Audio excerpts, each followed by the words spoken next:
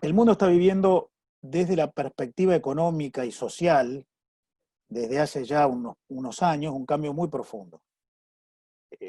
Hay una discusión sobre si esta pandemia va a cambiar la globalización y va a modificar eh, el patrón de organización del mundo.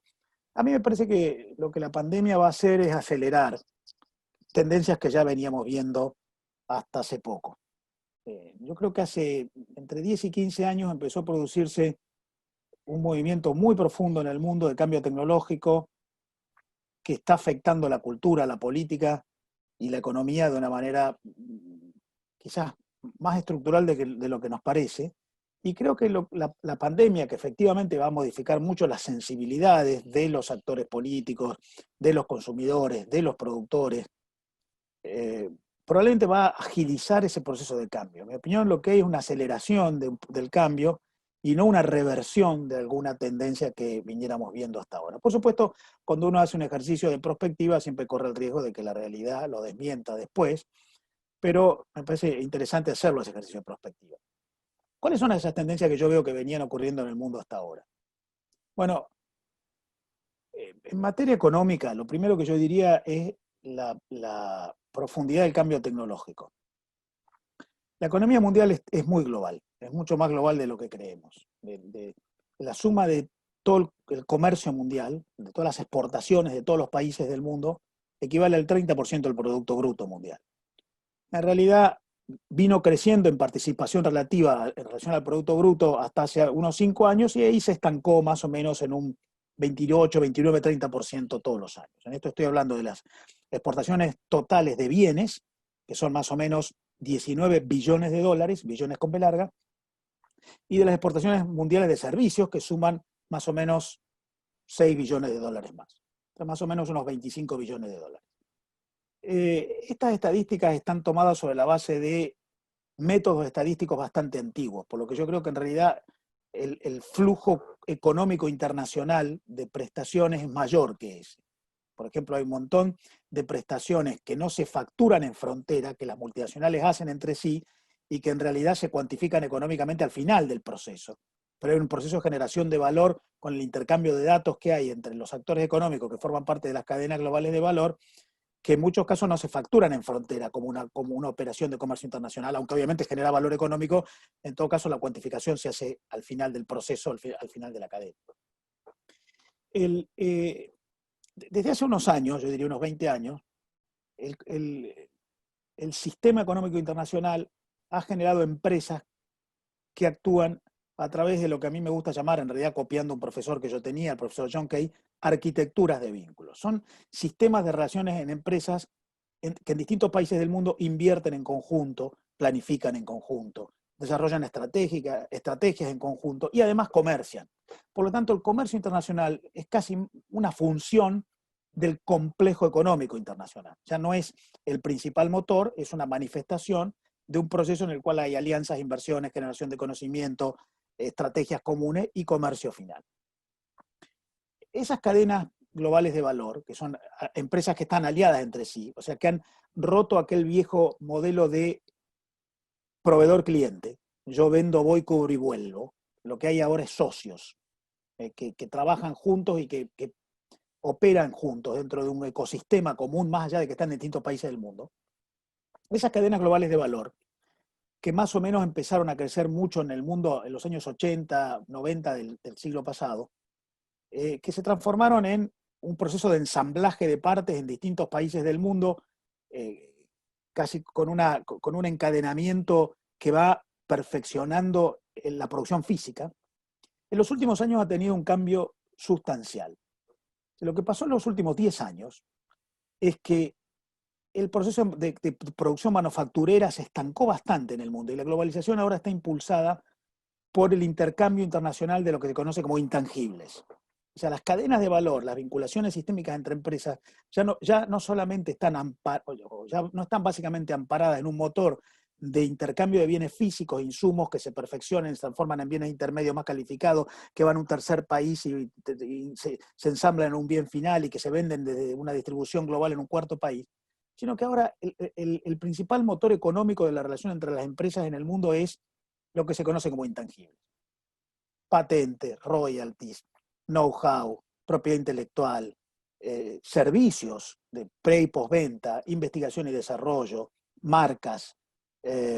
Esos intangibles en algunos casos se venden autónomamente, yo cobro un royalty por una patente, y en otros casos en realidad se venden como parte de un bien físico. Yo vendo un bien físico que en realidad en el mundo tiene valor porque certifica estándares de calidad, porque cumple requisitos técnicos o porque tiene un diseño determinado que hace que esos intangibles hagan que ese bien físico tenga éxito en el mundo. De hecho, hay un estudio de McKinsey, el McKinsey Global Institute, que dice, ese número que yo les di al principio, de 19 billones de dólares de bienes físicos comerciados en el mundo todos los años y 6 billones de dólares de servicios, está mal, dice McKinsey, porque estamos incluyendo dentro del comercio mundial de bienes físicos un componente enorme de servicios que se facturan como parte del bien físico, pero que son mucho más valiosos que el bien físico que los contiene. El ejemplo paradigmático es el teléfono celular. Esto, la estadística dice que es un teléfono. En realidad no vale por el teléfono, sino que vale por el software, por las aplicaciones, pues es una computadora con un montón de inteligencia incorporada, que es lo que le da valor. Si yo vendiera solo la línea, el aparato para la conexión de la línea telefónica, no tendría ningún valor. A eso me refiero con los intangibles, que son los que hoy motorizan. Por lo tanto, lo primero que yo diría es, el mundo tiene un cambio tecnológico enorme en el cual los que prevalecen son los que generan conocimiento, innovación, ingeniería, propiedad intelectual, know-how, lo que se llama en la teoría capital intelectual. Primer cambio tecnológico importante. Ustedes vean cuáles son las empresas más exitosas del mundo y se van a dar cuenta que son empresas que generan intangibles. Segundo cambio importante en el mundo. Y perdone que voy medio rápido, pero para cumplir con esto de decir algunas cosas y después dialogar, en todo caso, si quieren, después profundizar.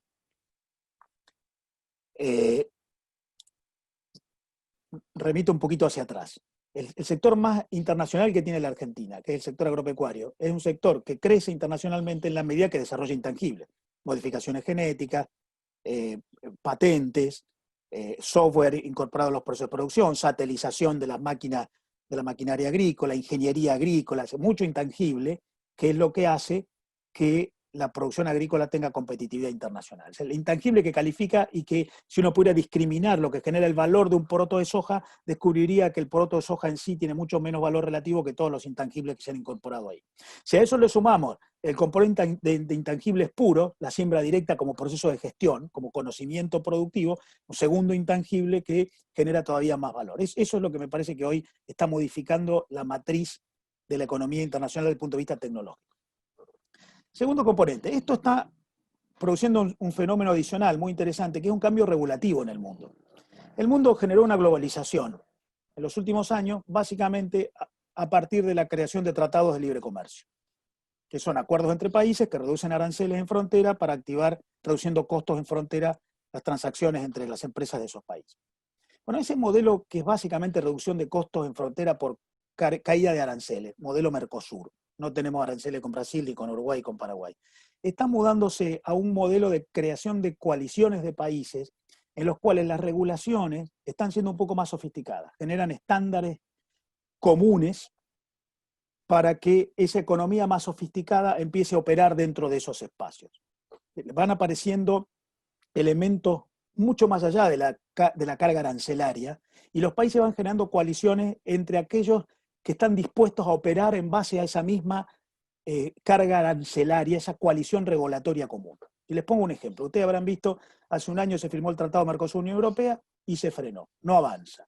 Le falta el último pedacito. ¿Y por qué no avanza? Porque los europeos están diciendo ahora, no, pero yo quiero además que ustedes cumplan estándares ambientales. Resulta que Brasil quema el Amazonas. Quiero que cumplan estándares sociales. Resulta que la soja que levanta Paraguay es mano de obra en negro. Hay una serie de exigencias mucho más allá de la baja arancelaria que empiezan a generar coaliciones regulatorias, confluencias entre países que dicen, bueno, vamos a formar un bloque, pero vamos a generar un conjunto de marcos de referencia que nos hacen producir igual, consumir igual, ordenar la economía de la misma manera.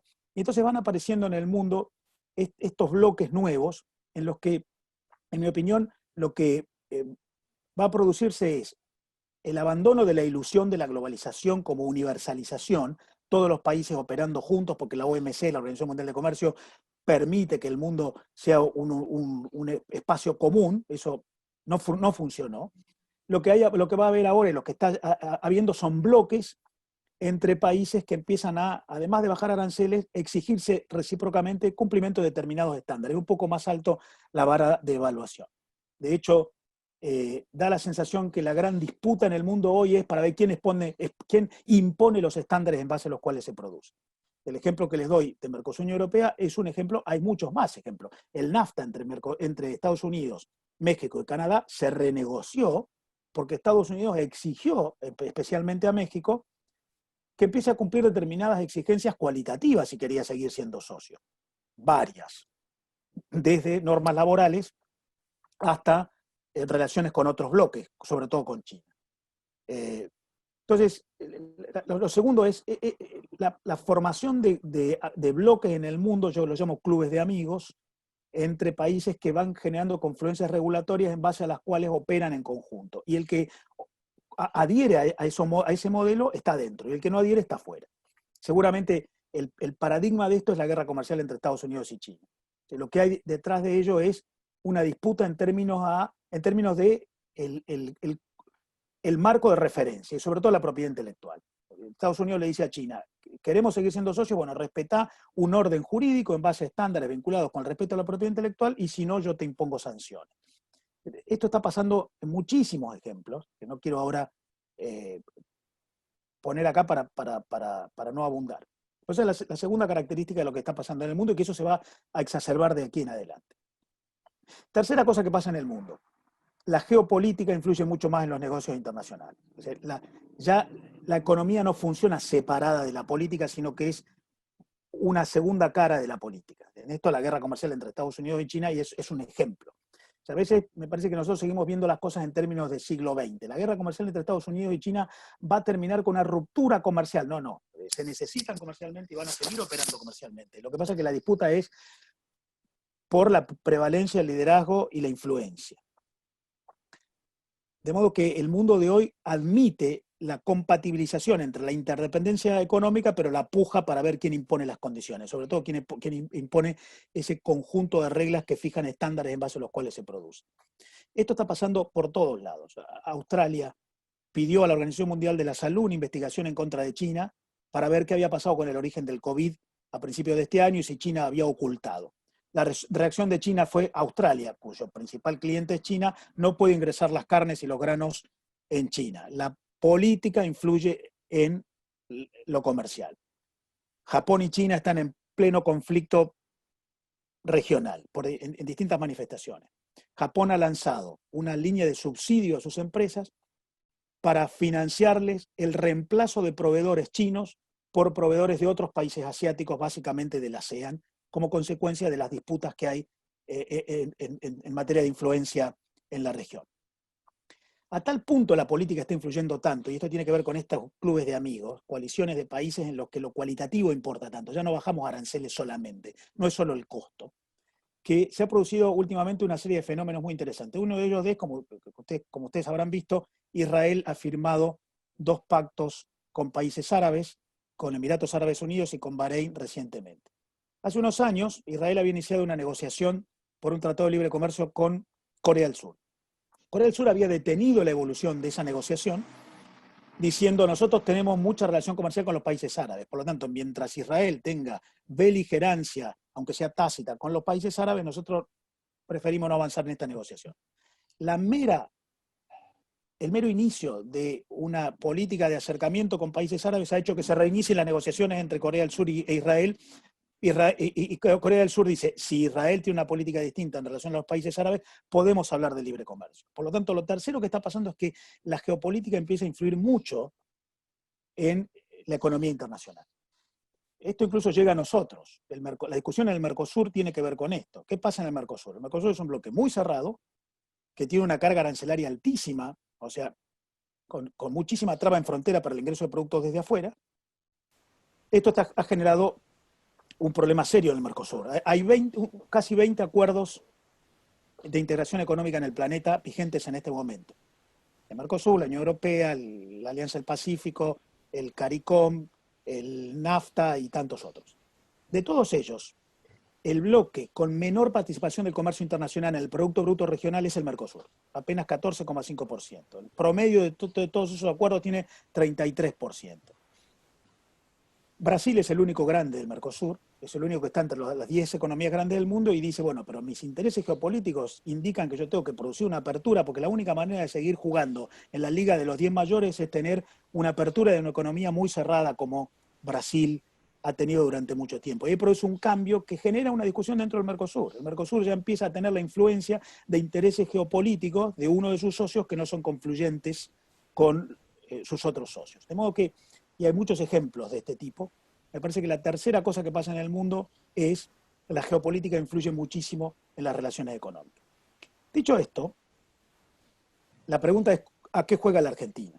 Porque me parece que si el mundo es simplificando, lo que yo les dije, es mucho más, pero no quiero hablar 2 horas, si el mundo avanza en este triángulo, en el cual hay un cambio tecnológico, una modificación regulatoria a través de nuevos acuerdos internacionales y una influencia de la geopolítica, la Argentina tiene que resolver cómo va a jugar en el mundo. Y yo creo que lo primero que tiene que hacer es entender que no se puede jugar en el mundo, por lo primero que dije, por el cambio tecnológico, con la economía que tiene desordenada, con las variables desordenadas que desalientan la inversión. Es un mundo de inversión y de renovación tecnológica. Yo creo que la Argentina necesita orden macroeconómico, un entorno regulativo muy consistente con el cambio tecnológico, por lo tanto mucho más flexible y que permita a las empresas generar las dos principales virtudes que tienen que tener uno hoy, que es la capacidad de adaptación y la capacidad de anticipación. Por lo tanto, la Argentina entonces además necesita más empresas internacionales. La Argentina es un país de escasísima cantidad de empresas internacionales. La Argentina tiene unos 6.500 empresas inscritas como exportadoras en este momento en la aduana. Chile tiene 8.000, Perú tiene 8.000, o sea, la Argentina tiene menos que Chile y que Perú, además tiene menos que Brasil, que tiene 24.000, o que México, que tiene 32.000. Pero además necesita empresas con más capacidad de inserción en ese mundo complejo de cadenas de valor y de cambio tecnológico. Por lo tanto, lo primero que tiene que hacer es ordenar la generación de oferta para insertarse en el mundo, lo cual implica poner en condiciones su economía, su entorno regulativo y muchas otras cosas más, como por ejemplo la infraestructura. Lo segundo que tiene que hacer la Argentina es decidir quiénes son sus socios, porque si vamos a un mundo de bloques y de amigos, no se puede jugar solo, lo cual no quiere decir que uno tiene que elegir unos en contra de otros, pero tiene que elegir quiénes son los socios a través de los cuales ejerce influencia para la confección de ese mapa nuevo. Yo creo que es un error creer que vamos a un mundo tipo Guerra Fría, Estados Unidos y la Unión Soviética, que se quieren autodestruir y que no tienen vínculos entre ellos. Eso es imposible, porque la producción global es internacional. Pero sí vamos a un mundo en el cual hay una puja para la prevalencia en la imposición de estándares y la prevalencia de empresas, que son los principales instrumentos de acción en el comercio y las inversiones internacionales. Es muy interesante lo que está pasando en el planeta en este momento, ya de hace unos 25 años, un proceso de reducción de la carga impositiva corporativa. El mundo está bajando impuestos a las empresas, lo cual no quiere decir que esté bajando impuestos como presión tributaria global, pero sí a las empresas, porque hay un competitivismo en el mundo entre países que tratan de mejorar las condiciones de acción de las empresas, porque si no las empresas se van a operar a otro lado, porque además las empresas son cada vez menos locales. Vean la disputa entre Estados Unidos y Europa. Europa dice, Francia dice, le pongo impuestos a Google por lo que vende acá. Estados Unidos dice, sí, pero Google no opera ahí, opera desde Estados Unidos. El mundo está con una complejidad nueva y esto también se traslada a los incentivos y ante la duda hay reformas impositivas con reducción de alícuota de impuesto a las empresas que manifiestan este competitivismo que me parece que hay que entender que en mi opinión, nos lleva a la necesidad de entonces elegir con quién vamos a jugar. Yo creo que los socios naturales de la Argentina son nuestros vecinos, sobre todo Brasil y Chile, pero hay que tener socios para participar de esa discusión que básicamente consiste en la generación de incentivos y la elección de espacios dentro de los cuales desarrollamos nuestro potencial económico. Mi impresión es que la Argentina no está discutiendo ni a favor ni en contra, ni en un sentido ni en el otro. Esperemos que cuando pase esta anormalidad de la emergencia sanitaria se discuta algo. Mi impresión es que esto no lo está discutiendo ni la oposición ni el oficialismo. Hay algunas consignas, algunos eslogans, pero me parece que hay bastante pobreza. Pero por lo tanto yo creo que hay algo que tenemos que advertir que es que la Argentina desde hace mucho tiempo viene perdiendo participación relativa en la economía internacional. Nosotros explicamos hoy el 0,31% de todas las exportaciones mundiales. Hace 60 años explicábamos el 0,81% de todas las exportaciones mundiales. En los últimos 10 años, el stock de inversión extranjera hundido en el mundo, o sea, no los flujos anuales, sino toda la inversión que está instalada en los países operando por empresas que son extranjeras de esos países. La suma de toda la inversión extranjera en el mundo creció 82%. En la Argentina, en los últimos 10 años, decreció 18%.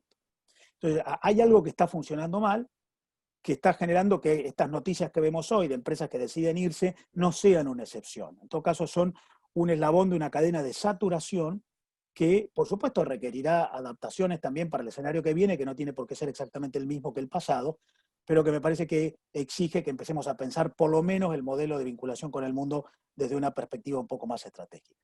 Dicho esto, y hablé un poco más de lo que quería, pero con un poco de simplificación porque no quería extenderme, me parece que es interesante ahora que charlemos un poco entre todos y compartamos opiniones. Les agradezco la atención. Gracias, Marcelo. La verdad que muy interesante y, por otro lado, preocupante. Así que bueno, no sé, ahora fíjate, Miguel, si alguien pidió la palabra o tiene alguna pregunta. Yo te quería hacer una pregunta, Elizondo, y es la siguiente. Más que nada, que a ver si podemos aclararlo un poquito más. Vos sabés que en la década del 30, cuando fue el crack del 29, estalló la economía mundial y la Argentina era totalmente dependiente de Inglaterra y que tenía dependiente con productos de la economía primaria, cereales, carne, etcétera, ¿no? Esto lleva a que poco tiempo después, durante el gobierno, al principio del gobierno de Justo, se firma el famoso Pacto Roca-Russiman, donde entregábamos todo, aparentemente entregamos todo. Parte fue real y en parte un poco también un discurso político. Jauretche hablaba del estatuto del coloniaje. Por lo tanto, había la Argentina una dependencia porque tenía una actividad primaria volcada a prácticamente un comprador que monopolizaba gran parte de las compras de la economía argentina. Ahora yo veo, 2020, tenemos un país como China que nos compra productos primarios, no le podemos agregar gran cosa porque incluso está comprando gran cantidad de productos, pero lo hace a precio que se le canta a ellos, porque te están pagando a precio mucho más bajo de lo que corresponde. Inversiones chinas en grandes empresas para que se produzca en la Argentina, así a grande, estructuralmente importante, yo no veo. Entonces, ¿qué cambió? Estamos viviendo con un discurso histórico de que el peronismo vino a cambiar ese estatuto de dependencia de Inglaterra, cosa que logró, pero ahora caímos en la dependencia económica de una nación que además ni siquiera tiene ninguna afinidad en nada con países como el nuestro. Entonces, ese me parece que es un tema que vos hablabas recién de estándares productivos, que me parece un tema importante. ¿Qué estándar productivo tiene en materia de trabajo, de elaboración de productos industriales o lo que fuera, China con mano de obra esclava? Estamos comprando productos de mano de obra esclava. Ahí no hay estándares de una miércoles. Entonces, me parece que nosotros estamos en un estado, estamos igual o peor que en la década del 30 y en la época del Pacto Roca-Russiman. Dependencia de un monstruo económico, le vendemos soja, ¿qué inversiones hay? Nada, sacando alguna base de espionaje en el sur y alguna otra cosa. Y esos estándares productivos son realmente escandalosos, porque no existen. Esto me parece que es un tema que yo quería tirar un poco porque me parece que lo tendríamos que profundizar un poco, ¿no? Bueno, gracias. Es flor de tema. A ver, lo primero que yo quisiera decir es, mi impresión es que la Argentina, hoy no tiene dependencia de nadie, porque tiene una intensidad de vinculación económica internacional muy baja. Y lo voy a poner en estos términos. La suma de todas las exportaciones del mundo, yo les dije, equivale más o menos al 30% del Producto Bruto Mundial. Poquito menos, 29%. Redondeamos en 30%. O sea, el mundo exporta el 30% de lo que produce. Latinoamérica exporta el 22% de lo que produce. En promedio un poquito abajo del ratio mundial, que es un ratio que lo hace subir Asia. El mundo exporta el 30%, Latinoamérica exporta el 22%. Argentina exporta el 16% de lo que produce. La Argentina es uno de los 10 países con menor ratio de comercio internacional en relación a su Producto Bruto. La intensidad del comercio internacional de Argentina es bajísimo, tanto en exportaciones como en importaciones. Importaciones todavía mucho mayor. La Argentina es uno de los 5 países del mundo con menores importaciones en relación a la dimensión de su economía. Por lo tanto, lo que yo creo que hizo la Argentina es, efectivamente, en algún momento dijo, no queremos depender de mercados demasiado influyentes. La Argentina funcionó más o menos bien cuando el mundo tuvo una estructura de proteccionismo y de cerrazón, acompañó ese modelo, pero cuando el mundo, básicamente, a partir de los años 60, empezó a generar apertura, la Argentina no acompañó ese proceso. Por lo tanto, la verdad es que si uno mide hoy la incidencia de China o de Brasil o de terceros mercados en la Argentina en términos económicos, es relevante en términos relativos a los demás clientes, pero es muy poco significativa en términos de la dimensión de la economía en general, porque la Argentina exporta muy poco e importa muy poco. Ahora, esto, en realidad uno puede preferir que sea así o no. Como en todo hay opiniones. Mi impresión es que los países que tienen menor comercio internacional, como la Argentina, que tiene mucho menos comercio internacional en relación a la dimensión de su economía que cualquiera de sus vecinos. Brasil es igual a la Argentina. Brasil también tiene una economía muy chica, por eso Brasil, muy cerrada. Una economía muy grande, pero muy cerrada. Por eso Brasil ahora está queriendo abrirla. Ya empezó con las reformas de Temer y ahora con la agenda de Paulo Guedes en la presidencia de Bolsonaro, porque Brasil se dio cuenta de que es muy difícil sostener un proceso de actualización tecnológica y de participación en estos cambios que están ocurriendo en el mundo con una economía tan cerrada. En Brasil se nota menos la cerrazón por la dimensión. Cuando uno es más grande se banca mejor ser cerrado. Cuando uno es más chico se banca peor ser cerrado. Entonces, lo primero que yo diría es, a mí me gustaría tener una intensidad comercial de ida y de vuelta mayor, porque la experiencia indica que los países que tienen mayor comercio internacional mejoran los estándares de producción porque compiten internacionalmente, incluso para los que no exportan, no importan, porque hay formación de ecosistemas productivos que terminan siendo influenciados, genera mejor empleo, porque los países que compiten internacionalmente están obligados a invertir en sus recursos humanos y a formalizar. Es muy interesante comparar la tasa de desempleo en Latinoamérica. Los países más abiertos de Latinoamérica, que son los del Pacífico, Chile, Perú, México, tienen una tasa de desempleo mucho más baja, y los países más cerrados, como Brasil y Argentina, tienen una tasa de desempleo mucho más alta. No digo que haya una relación lineal, pero digo que tampoco es lo opuesto. Y obviamente además los países que tienen más intensidad en sus relaciones económicas internacionales mejoran su tasa de inversión, tienen menos problemas cambiarios, porque en realidad la Argentina tiene una enorme volatilidad cambiaria, entre otras razones, simplemente porque genera solo dólares financieros y no genera dólares ni comerciales ni por inversión extranjera directa. Entonces yo lo primero que diría es, me parece que nosotros tendríamos que tener más comercio y más participación en los flujos de inversión. Luego podemos discutir con quién nos conviene tener relación más intensa o menos intensa. Es cierto, China hoy es el segundo mercado para las exportaciones argentinas en el mundo, después de Brasil, que es el primero. Ahora, Brasil va cediendo importancia, es cada vez menos relevante en términos relativos y en términos absolutos. El año pasado le exportamos a Brasil 11.000 millones de dólares, hace 10 años le exportábamos 17.000 millones de dólares. Mientras en China, esa reducción en términos absolutos no se ha producido, lo cual le ha generado una creciente participación en el conjunto, participación relativa. Yo estoy de acuerdo en que se puede mejorar la agregación de valor. Ahora, yo creo que la agregación de valor en la oferta se genera si uno mejora las condiciones productivas locales. Y para eso uno necesita mejorar la tasa de inversión. Uno puede mejorar el proceso de manufacturación, incrementar intangibles, cumplir estándares. Puede mejorar el caudal productivo, el volumen, la escala de los exportadores, si uno invierte invierte. Y como yo le decía hace un rato, la Argentina en realidad tiene muy pocas empresas exportadoras. De ese total de 6.500 empresas que yo les mencioné que son empresas exportadoras en la Argentina, exportan más de 1.000 millones de dólares solo 15. Exportan más de 100 millones de dólares solo 60 empresas en la Argentina. La Argentina tiene una enorme cantidad de empresas que exportan muy poquito, que entonces están muy sometidas a los vaivenes del tipo de cambio, los precios internacionales o algún nicho puntual, son muy endebles.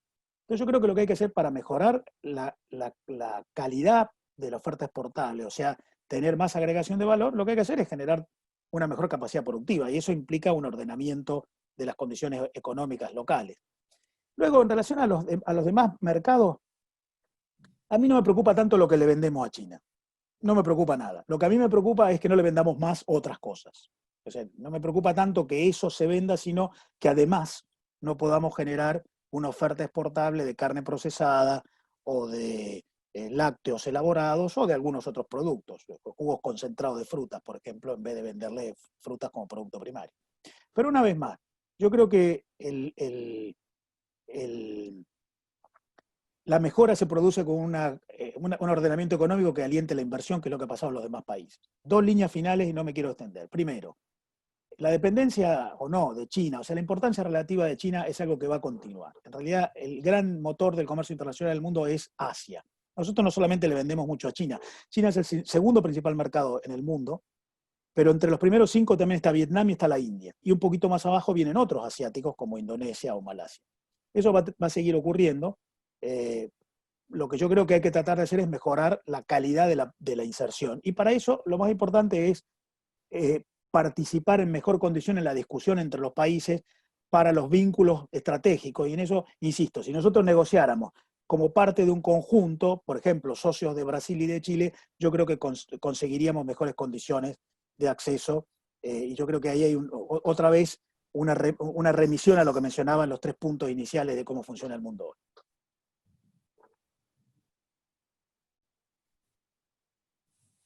Una consulta, Marcelo.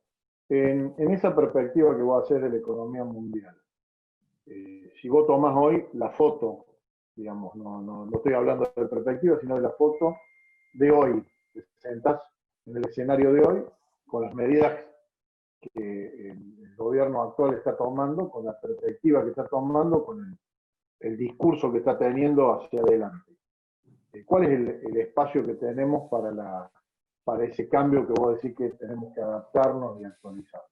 En medio, estoy hablando con la foto de hoy, no de lo que podríamos hacer hoy con este modelo que nos están planteando. ¿A dónde vamos? Bueno, hoy la Argentina tiene una participación muy débil y exporta. A ver, en el primer semestre de este año, el 72% de lo que exportó Argentina fueron bienes de origen agropecuario. 72%, o sea, casi 3/4 partes del total. Es básicamente lo único que exportamos de manera significativa en este año. Cuando digo bienes de origen agropecuario, no hablo solo de producción primaria, hablo de manufacturados de origen agropecuario también, como harinas, aceites, jugos concentrados o preparados de fruta.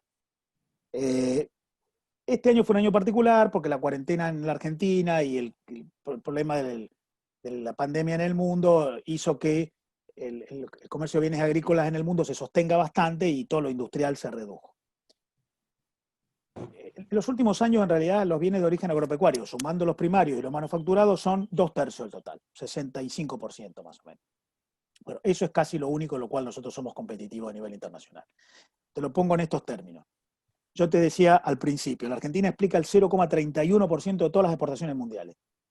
Si nos remitimos a los bienes de origen agropecuario, explica el 2,05% del comercio mundial de esa industria. Claramente hay una sobreparticipación en ese sector en relación a todos los demás, porque es el sector en el cual juega en las grandes ligas. Estamos entre los 15 principales exportadores de bienes de origen agropecuario, insisto, no solo primario, también con algún grado de manufacturación como los aceites. La foto de hoy, la Argentina básicamente es eso, aún con una dimensión menor en relación a su economía porque exporta poco. Exportamos algunas otras cosas más, sí, autos, pero en mi opinión, mucha dependencia de Brasil, al punto que cuando Brasil se cierra no vendemos más autos, mucha dependencia del régimen automotriz bilateral, que genera un amparo de altísimos aranceles que lava todas las ineficiencias que el sector automotriz tiene, sobre todo por costos que tiene que ver con la macroeconomía. De modo que sí, vendemos autos, la calidad de los autos argentinos es muy buena, estándares internacionales, pero la eficiencia en términos de costo-precio es bastante complicada por el entorno en el cual llegan, por lo tanto, básicamente le vendemos solo a Brasil. Y después vendemos alguna otra cosa más. Se habla mucho de los servicios, sobre todo los servicios basados en el conocimiento, que es cierto que la Argentina ha desarrollado últimamente, software, contenidos audiovisuales. No es para tanto. Creo que, si vos me preguntas, foto de hoy no es para tanto. Potencial, sí. Foto de hoy no es para tanto. Por lo tanto, yo creo que foto de hoy, el sector agropecuario, sos 2% del mundo, mientras en todo lo demás, sumando, incluyendo el sector agropecuario adentro, sos 0,3%. Me parece que ahí es donde tenés el sector relevante. Foto, si querés, después hablamos potencial y hay mucho más, pero foto es eso. Marcelo, ¿Alguien más?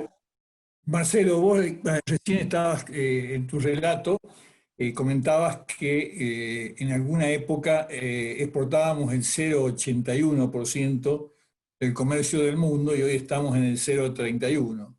¿En qué se debió esa baja? ¿En qué se refleja la baja? Y si hay posibilidades de recuperación, ¿no? Bueno, la baja es que el mundo cambió porque puso en marcha. Yo tomé deliberadamente el cambio en la participación argentina cuando terminó la Segunda Guerra Mundial hasta ahora. Si yo me remito a antes de la Segunda Guerra Mundial, Argentina todavía exportaba mucho más. Argentina llegó a exportar más del 2% de todas las exportaciones mundiales. Y hoy somos 0,3%. ¿Qué pasó? El mundo se globalizó y la Argentina no. Entonces, evidentemente la Argentina perdió participación relativa porque no es que la Argentina exporta menos que antes. De hecho, el año pasado, la Argentina tuvo récord de toneladas despachadas, sumando todas las exportaciones. El año pasado la Argentina exportó 65.000 millones de dólares, que es mucho menos que lo que exportaba 10 años antes, cuando exportaba 20.000 millones de dólares más. Pero era efecto precio. El año pasado fue récord en materia de toneladas despachadas, pero con precios menores se consiguen menos dólares. Pero lo que pasó con la Argentina es que todo ese cambio de globalización productiva, de inserción en cadenas de valor que ocurrió en el mundo, no fue acompañado por la Argentina. O sea, la Argentina no es que exporta menos que antes en términos de volúmenes, sino que no creció tanto como el resto del mundo y además no produjo la agregación de valor que se ha producido en el mundo. Agregación de valor que, insisto, antes era de manufacturación y ahora es desarrollo de intangible, que me parece que es un cambio tecnológico, cambio de configuración, oportunidad para dar el salto y recuperar terreno. Pero yo creo que lo que pasó es que no se acompañó ese proceso de internacionalización productiva por distintos motivos. Y un ejemplo de eso, Fernando, es esto. La Argentina no tiene empresas multinacionales. No solamente tiene pocas exportadoras como las que mencioné antes, también tiene pocas empresas que invierten poco fuera de su país. Mucho del comercio internacional, 1/3 de todas las exportaciones del mundo son exportaciones intrafirma de las multinacionales. Es Volkswagen de Argentina vendiéndole cajas de cambio a Volkswagen de Brasil y sistemas de freno a Volkswagen de México. ¿Sí?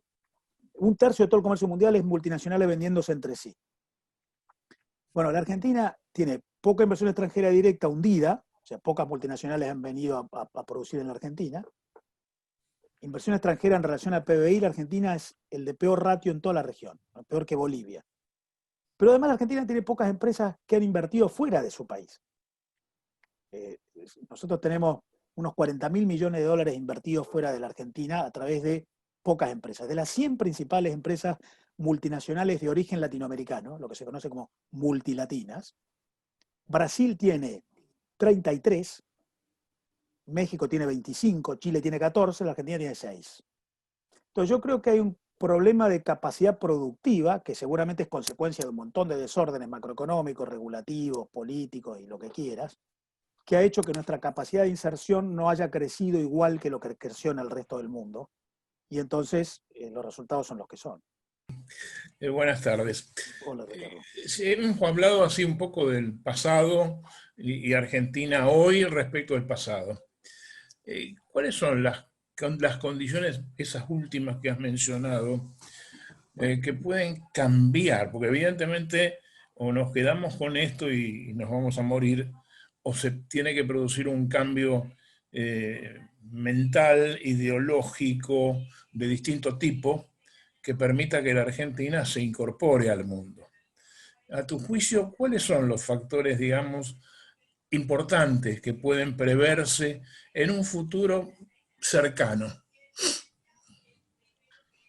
Bueno, eso es difícil. En el mundo no hay un solo modelo, ¿no? Hay distintos modelos, algunos más liberales, otros más desarrollistas, algunos más universalistas, otros más enfocados en el desarrollo de sectores estratégicos, algunos más estables, otros más cambiantes. O sea que yo no quisiera decirles que hay una receta única, ¿no? Porque hay muy distintos actores que han tenido éxito en el mundo. Pero en líneas generales, los que han tenido éxito en el mundo en materia económica internacional, si yo no estoy hablando de otras cosas, son los países que logran tener empresas internacionales. Los países se vinculan a través de sus empresas. Y si ustedes miran la puja estratégica que hay entre los países hoy, es para generar condiciones para el desarrollo de empresas. O sea, la disputa por la propiedad intelectual entre Estados Unidos es eso. Y la discusión por la reducción de alícuotas impositivas en el mundo que está ocurriendo a nivel transversal. Hay más de 100 países que han bajado la alícuota de impuesto corporativo equivalente a la que nosotros tenemos como impuesto a las ganancias en el mundo en los últimos 20 años. Tiene que ver con eso. Por lo tanto, yo creo que lo que hay común entre todos los países que han tenido éxito en su proceso de inserción internacional es que tienen empresas globales. ¿Cómo se llega a tener eso? Bueno, ahí hay recetas varias. Yo voy a dar mi opinión, pero es mi opinión, y como toda opinión es sujeta a controversia. Yo creo que hay un cuadrado que hay que evaluar. El primer lado del cuadrado y un orden macroeconómico. Es muy difícil sin orden macroeconómico. Si uno tiene la tasa de inflación que tiene la Argentina, la variabilidad cambiaria que tiene la Argentina, la tasa de interés tan influida por la política y no tanto por condiciones de mercado, el sistema financiero tan chiquitito como consecuencia del desorden macroeconómico. Con ese desorden macroeconómico es muy difícil que una empresa pueda hacer proyectos a mediano y largo plazo. Entonces, una empresa internacional que requiere planes a largo plazo con una macroeconomía desordenada no va a prevalecer. Nosotros nos hemos acostumbrado a tasas de inflación de 40%. En el mundo la inflación promedio es 4% anual, promedio. Entonces, primero, ordenar la macro. Segundo, yo creo que hay un componente adicional que es el de el entorno regulativo. Yo creo que la Argentina tiene un entorno regulativo que hay que modernizar. Se suele hablar de la ley laboral, la legislación laboral o la legislación impositiva, efectivamente, pero hay una enorme cantidad de cuestiones regulativas que obstruyen el funcionamiento de las empresas, que generan una congestión que impide esta adaptación y esta movilidad tecnológica. Seguramente algunos ejemplos recientes son la ley de teletrabajo, que en mi opinión no adapta el trabajo como debería ocurrir, o la eliminación de las sociedades simplificadas y muchas otras, ¿no? Entonces yo creo que segundo es un entorno regulativo muy congestivo. Tercera cosa, yo creo que nosotros tenemos un funcionamiento institucional que no concede garantías. Uno invierte cuando sabe que si tiene una controversia, el sistema institucional lo resuelve. Cuando uno tiene una permanente disputa entre el Poder Ejecutivo y el Legislativo, el Poder Judicial reacciona en un sentido alguna vez y en otro sentido otra vez, no hay instituciones que contienen la politización de la economía. Entonces, esa politización de la economía, siempre sometida a la coyuntura del corto plazo, que es una desinstitucionalización general, me parece que es lo tercero que hay que corregir. Y el cuarto lado del cuadrado es los mejores mecanismos de inserción internacional. Tener acuerdos internacionales, tratados de libre comercio, tratados de protección de inversiones, alianzas estratégicas, que claramente a nosotros nos faltan.